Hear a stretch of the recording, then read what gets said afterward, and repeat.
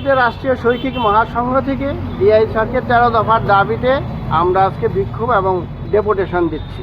মূল দাবিগুলো হচ্ছে আমাদের যে পুজোর ছুটি আছে সেটাকে কন্টিনিউ করা, মাঝে খুলে যাচ্ছে, অর্থাৎ এই সময়ে প্রাইমারি স্কুল খোলা থাকবে, হাই স্কুল বন্ধ থাকবে, এই শিক্ষাক্ষেত্রে এরকম বৈষম্য চলবে না।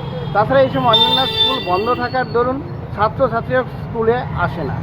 তাছাড়া এই সময় আমাদের শিক্ষকরা অনেক সময় ঘুরতে বা চিকিৎসার জন্য বাইরে যেতে হয়। এছাড়া 2016 সালে দুর্নীতির মাধ্যমে যে প্রধান শিক্ষক নিয়োগ হয়েছিল, তারপর আর স্কুলগুলোতে কোনো প্রধান শিক্ষক নিয়োগ হয়নি।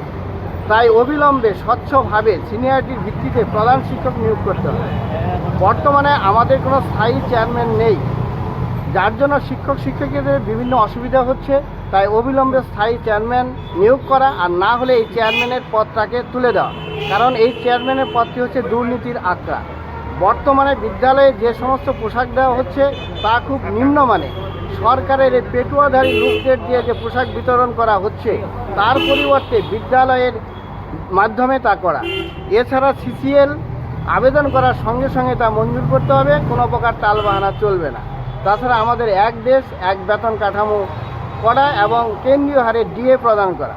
আমরা ডিএ চাইতে গেলেই সরকার বলে আমাদের ভাড়ারে শূন্য, কিন্তু খেলা মেলা এবং ক্লাবকে দেদার দিয়ে যাচ্ছে।